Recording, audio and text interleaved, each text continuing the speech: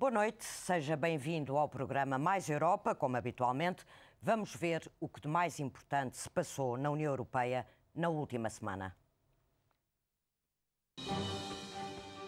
Os ministros da Economia e das Finanças dos 17 países da zona euro reuniram-se esta semana em Bruxelas para debater as condições de um novo plano de resgate financeiro à Grécia.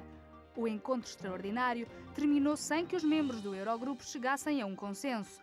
No topo das divergências está a forma de participação dos credores privados no novo plano de assistência à Grécia.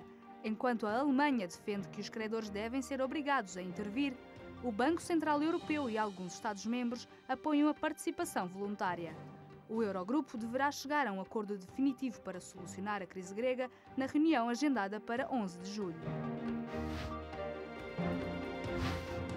A Comissão de Especialistas da União Europeia propôs um pacote de ajuda de 210 milhões de euros para compensar os agricultores prejudicados pelo surto de E. coli. O montante definido no acordo é superior à proposta inicial de 150 milhões de euros e em alguns países irá cobrir até 50% dos prejuízos. No entanto, o valor da indemnização foi considerado insuficiente por Portugal e Espanha, que pretendiam que o montante das perdas fosse pago na totalidade pela União Europeia. As compensações financeiras deverão começar a ser distribuídas até ao final de julho.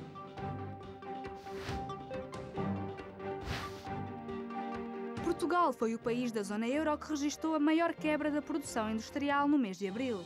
Segundo dados do Eurostat, a indústria nacional caiu 3,6% em relação aos valores do mês de março e 1,7% face a abril do ano passado, contrariando a tendência de crescimento verificada na Europa.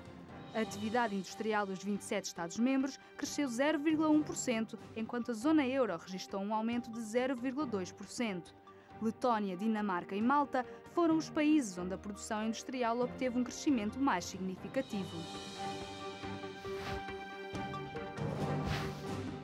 O Parlamento Europeu está a preparar a criação de uma comissão parlamentar para debater as relações entre a União Europeia e o Brasil. O anúncio foi feito pelo eurodeputado Paulo Rangel durante o 18º Fórum Brasil-Europa, que teve lugar esta semana em Brasília.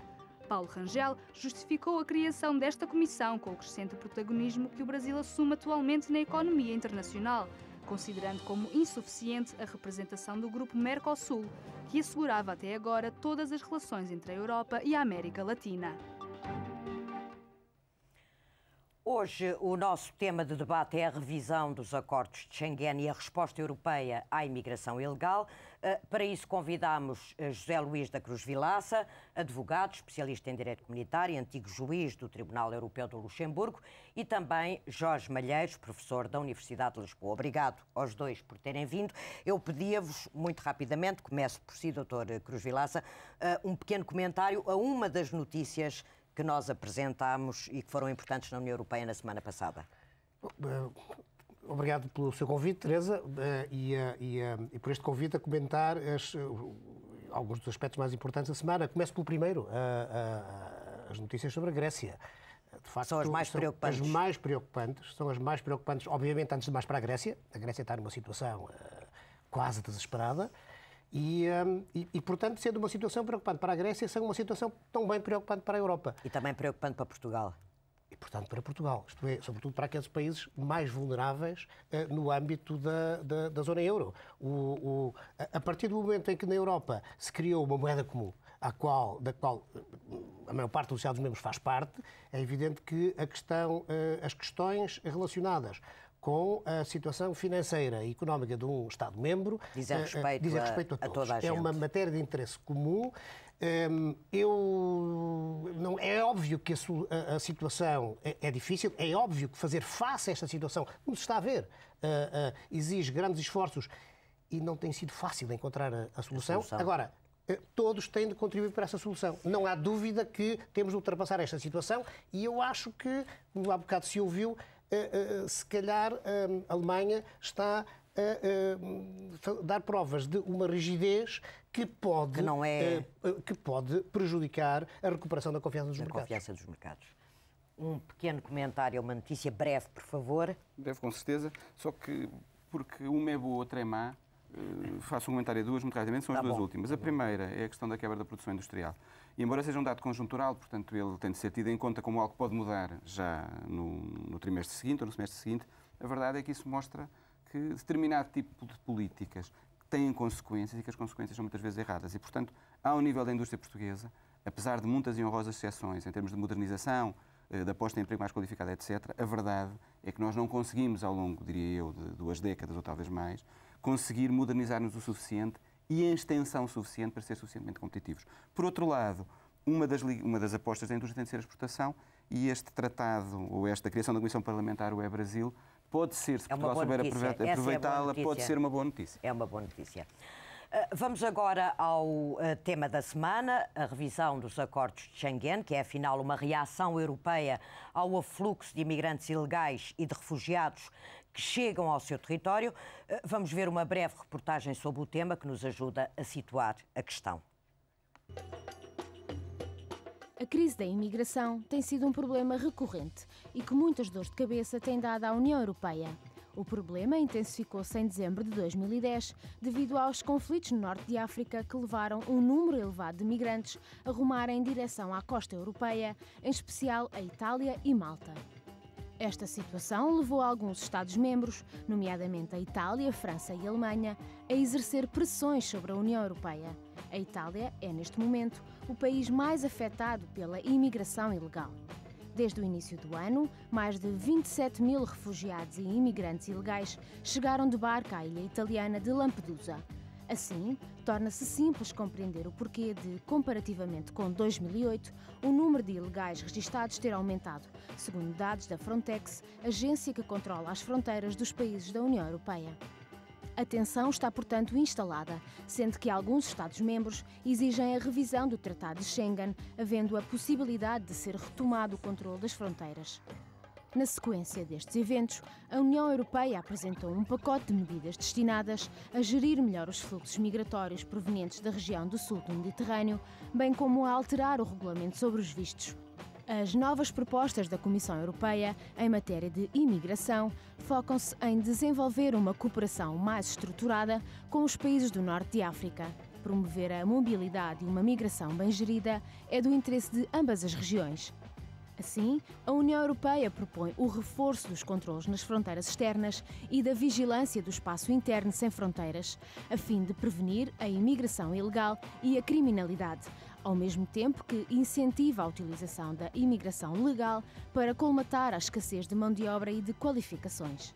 Como contrapartida, os países de origem dos imigrantes comprometem-se a gerir de forma mais eficaz a imigração ilegal, melhorar o controle das suas fronteiras e combater o contrabando e o tráfico de seres humanos. A decisão final, relativamente às propostas apresentadas pela Comissão, será tomada no próximo dia 24 de junho, em Bruxelas, na Cimeira de Chefes de Estado e de Governo da União Europeia. A livre circulação no espaço europeu era, conjuntamente com o euro, uma das realidades mais emblemáticas do projeto de integração europeia.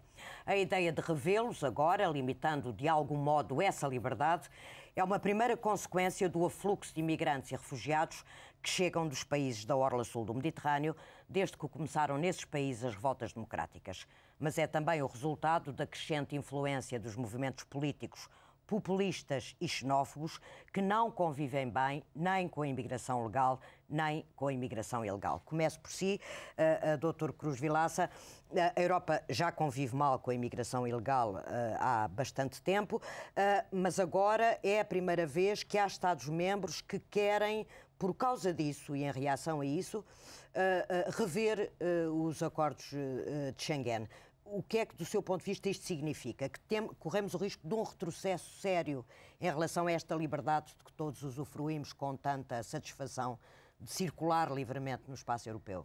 Bem, esse risco existe. Eu espero que seja ultrapassado. Espero que não se ceda às tentações e ao que resultam, certamente, de tendências que nestas alturas aparecem sempre, políticas de populismo, que tem que ver também com prazos eleitorais internos. Os governos dos Estados-membros muitas vezes os próprios governos, não apenas os movimentos mais avessos, não apenas os movimentos mais avessos, olham para este tipo de movimentos a pensar nas suas próprias, nos seus próprios interesses eleitorais internos de curto prazo. Foram dois governos, essa é a reação errada. Foram dois governos, o francês e o italiano, Nicolas Sarkozy e Berlusconi, que tiveram esta iniciativa de querer rever algumas coisas do Tratado de Schengen. Ora bem, eu acho que há aqui, de facto, um problema que ganhou novos contornos com o que está a passar à volta da Europa. Mas o que está a passar à volta da Europa é um fenómeno extremamente positivo. É para o futuro da própria Europa algo que oferece perspectivas extremamente positivas. E, portanto, nós não podemos ter relativamente a esse fenómeno, que nós bem conhecemos, não podemos ter relativamente a esse fenómeno a reação errada. A reação errada seria opor barreiras, voltar atrás, fechar os olhos, meter a cabeça debaixo da areia, em vez de, ajudar esses países e esses povos que estão a despertar realmente. Sim. E que no longo prazo podem ser extremamente benéficos para a própria Europa. A estabilidade na zona mediterrânea à volta da Europa é fundamental para a própria segurança e para a própria liberdade da Europa. E, portanto, nós devemos ter as reações adequadas a essa situação e a esse fenómeno. A reação errada é rever os tratados e os acordos de Schengen de maneira a voltar atrás no grau de liberalização interna que se atingiu até agora. Schengen e, em geral, o espaço de liberdade, segurança e justiça é seguramente uma das realizações mais emblemáticas da Europa, a parte, como disse há bocado, do euro. Já voltamos a esta questão de como é que Schengen pode ser revisto. Dr. Jorge Malheiros, esta reação de alguns governos europeus, nomeadamente neste caso, a iniciativa foi da França e da Itália, a um movimento que se saldou na chegada às costas italianas e de Malta de 25 mil tunisinos que foram considerados como uma invasão bíblica ou um tsunami. Estou só a citar alguns líderes europeus que se referiram a esse fenómeno dessa maneira. Comparado, por exemplo, estou-me a lembrar, no início dos anos 90, com a crise dos Balcãs, as guerras dos Balcãs, chegaram à Europa 650 mil pessoas e não houve propriamente um drama nacional ou europeu, nem ninguém quis rever Schengen nessa altura. Como é que interpreta esta reação europeia? Interpreto como excessiva, mas deixe-me dizer duas coisas primeiro, porque me parecem importantes. A primeira é uma questão conceptual. É muito interessante ver que no rodapé do programa aparece a imigração clandestina. Os termos utilizados por quem faz a reportagem, portanto, há bocado, era imigração ilegal, e o termo que eu costumo usar é imigração irregular. Não é uma questão jurídica, é uma questão sociológica, e, portanto, sempre que eu falar em imigração irregular, é diferente por uma razão simples. Em termos sociais, o termo ilegal significa normalmente que o ato é criminalizável. É a interpretação social. E a imigração irregular, e aqui temos de distinguir uma outra coisa que foi também dita, é verdade que não era essa a intenção, mas passou na reportagem, que é, e a Europa dilo, a meu ver mal, às vezes, que é uma ligação às vezes fácil entre imigração ilegal, ou aquela que eu chamo irregular, e criminalidade. Porque há muita criminalidade internacional que não tem nada a ver com a imigração. A Europa está sempre a fazê-lo, é essa ligação. Muitas vezes, e faz, a meu ver, de uma forma abusiva. Há alguma ligação, há crimes ligados à imigração, sabemos isso, e há criminalidade que tem a ver com os imigrantes. Agora, há muita criminalidade internacional, e tem aumentado, que não tem nada a ver com os imigrantes. Tudo o que está associado ao tráfico, por exemplo. Mas isto só para dizer que esta ideia de que o ato de entrar sem a documentação apropriada num determinado país, por exemplo, com uma intenção que me parece legítima, e até quando olhamos para os direitos universais, o artigo 13 da Declaração Universal dos Direitos Humanos diz que a mobilidade é um direito das pessoas, sair do seu país, pelo menos está lá expresso, parece-me um pouco abusivo, porque muitas vezes, se nós olharmos para a nossa história, Muitos dos nossos imigrantes entraram em França irregularmente.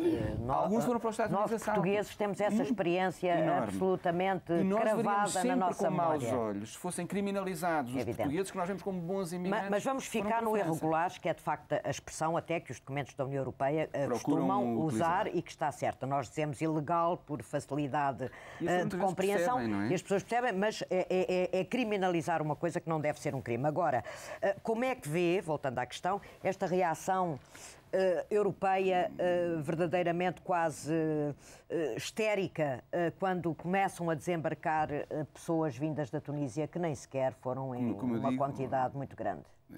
Como eu digo, e fez muito bem chamar a atenção para outros momentos, parece-me claramente excessiva. E uma comparação muito interessante é pensar num pequeno país, num contexto de crise económica, que recebe num ano 500 mil pessoas. Foi o caso de Portugal, entre 74 e 75. Quando foi do regresso... Que é 20 vezes mais do que este número que nós estamos a falar. Se isto tinha enfim, se foram atribuídos esses adjetivos que disse, isto seria um holocausto para o país. E o país sobreviveu. E mais, as pessoas que chegaram deram um contributo muitíssimo importante para o processo de transformação do país nesse período dos anos 80. Mas como é que explica esta hiperreação europeia? Porque acontece esta hiperreação europeia? Ela não acontece só neste momento. Nós temos de olhar para isto como um processo. E nós vemos que desde o início desta década, portanto, o início deste século, em vários países, sobretudo do norte da Europa, por dois motivos, essencialmente, porque do ponto de vista económico, não são só agora a Grécia, Portugal e a Espanha que têm problemas. Vários outros países passaram por momentos complicados. A Alemanha, para lembrar um caso. Por exemplo, na década passada. Na década de 90, não é? Exatamente. Passaram, desde finais dos anos 90 da década passada, vários países passaram por problemas económicos. E outros estão a passar agora. E muitas vezes a primeira reação a um problema económico recai sobre o outro. Em segundo lugar, para além da componente económica, há tensões sociais em vários países. Há na Europa uma certa islamofobia. Todo o receio do Islão, muito agravado pelo que acontece em 2001... Uma certa é uma gentileza da sua parte, há uma fortíssima Eu queria dizer uma certa porque não é igual nos países todos. Claro, eu acho que a islamofobia em Portugal, por exemplo, é muito menor. Também temos muito menos. Também temos, é verdade. Mas, portanto, a razão é este processo que tem a ver com crise social, por um lado, muito associada a esta ideia da islamofobia, depois associada ao terrorismo, etc. E a grandes comunidades islâmicas em países como a Inglaterra, a França, a Alemanha, a Holanda, fez crescer um conjunto de movimentos políticos que, associando facilmente crise económica, crise social, Islão, à presença de imigrantes, foram ganhando espaço social e, portanto, foram avançando politicamente. Por um lado, veja o que se passa na Suécia, na Dinamarca, na Holanda, em termos de mudança política, quero dizer é na que Itália, e depois acabam por influenciar inevitavelmente os governos que influenciam a União. Já lá voltamos. O doutor Cruz Vilaça, nesta coisa de Schengen e da necessidade de rever Schengen e desta perda desta nossa capacidade de circularmos livremente no espaço da área Schengen, 22 países da União Europeia, houve a reação da França e da Itália, mas depois houve aquela decisão estranhíssima da Dinamarca de repor as fronteiras de uma maneira unilateral e, naquele caso, não tinha nada a ver com imigrantes, nem estavam a chegar à Dinamarca. Portanto, há aqui um movimento de fechamento dos países mais profundo. Não, e é um movimento que se presta a todos os aproveitamentos de caráter oportunístico. O espaço de liberdade, segurança e justiça, o espaço de Schengen, a par do euro, são duas das áreas onde mais claramente se reconhece que se trata de matérias de interesse comum, onde a Europa deve reconhecer-se e onde as soluções devem ser adotadas a nível europeu. E por isso é que... Bom, isto são problemas de interesse comum. A fronteira de Portugal no espaço Schengen está em Lampedusa também. É evidente. Está em Lampedusa também. Portanto, nenhum Estado-membro que faz parte deste espaço pode deixar de considerar este problema como um problema comum. Problemas comuns, é preciso dar soluções comuns. As soluções comuns devem ser dadas dentro do espírito dos tratados. E o espírito dos tratados assenta também nesta área no chamado método comunitário. E, portanto, na rejeição de soluções de caráter unilateral. Quando cada Estado-membro começa a reagir isoladamente, individualmente, adotando soluções de caráter unilateral, temos o sistema estragado e temos um péssimo sinal. E, portanto, a reforma deve ser feita, sim senhora, mas no sentido de reforçar os mecanismos comuns de decisão comum. Nenhum Estado-membro deve tomar unilateralmente decisões sem estar enquadrado neste método. E há base jurídica para o enquadrar. Sim. E há regulamentações comunitárias que permitem fazer face a soluções de emergência, porque, de facto, também não é possível pensar que os italianos que se desenrasquem para resolver o problema de solidariedade ou que os europeia. Tem de haver solidariedade europeia e mecanismos comuns. Uma última questão, já não relacionada com esta questão da Dinamarca, que foi o que surpreendeu mais os europeus. A Europa é vista como um continente com um problema demográfico sério. Envelhecimento da população. Os europeus não estão propriamente a ter o número de filhos suficiente para reproduzirem sequer a população que têm os Estados europeus. Porquê é que não há esta rejeição de abrir mais as fronteiras, mesmo em termos de imigração legal, não é só a irregular? Porquê é que não se compreende que, em termos de futuro, a imigração é uma coisa boa para a Europa? Eu acho que em alguns setores da sociedade se compreende, não é? E o que nós temos muitas vezes são períodos em que se compreende que é uma coisa melhor e em períodos em que se acha que é uma coisa pior. Mas a questão demográfica é uma questão de que as pessoas muitas vezes não há uma consciência imediata. Quando nós ouvimos depois da notícia, mas estamos a envelhecer muito, sustentabilidade da segurança social, as pessoas pensam, pois é, mas do ponto de vista individual, o cidadão comum muitas vezes diz, quando olha para as notícias e estas associações, por exemplo, entre imigração ilegal e criminalidade, os imigrantes, uma grande parte são perigosos e tal. Os imigrantes ilegais são criminosos, isso é perigosíssimo. O desemprego. Vê as taxas de desemprego e vê que há uma componente de imigrantes desempregados legítima. Trabalharam, ficaram desempregados, têm subsídio de desemprego, os que têm, outros não têm. Mas uma vez mais, então se já não há emprego para nós, como é que há para os imigrantes? Portanto, quando junta componentes económicas... Mas aí entra o fator político. Os políticos têm como responsabilidade explicar às pessoas um bocadinho mais do que o dia da manhã. Mas não se esqueça aqui que seja muito breve. Aquele pequeno pormenor que é na Europa não tem, ao contrário dos países novos de imigração, uma tradição de naturalizar as pessoas. Poucos naturalizaram, ou melhor, já muitos naturalizaram, mas é um processo mais lento. Acontece que então que a maioria dos imigrantes não vota. Como a maioria dos imigrantes não vota, e quando votam não são é pessoas pequenas, não serão provavelmente o primeiro dos não é políticos quando estão a olhar para as próximas eleições. Queria agradecer aos dois esta participação. O nosso tempo está quase a esgotar-se. Não se esqueça, se quiser acompanhar os temas dos nossos programas e ficar a saber mais sobre o que se passa no espaço europeu, pode fazê-lo visitando o nosso blog em maiseuropa.wordpress.com. Também pode colocar lá as suas dúvidas e os seus comentários. Nós vamos tentar responder-lhes. Fica agora a conhecer os temas que vão dominar a agenda europeia na próxima semana.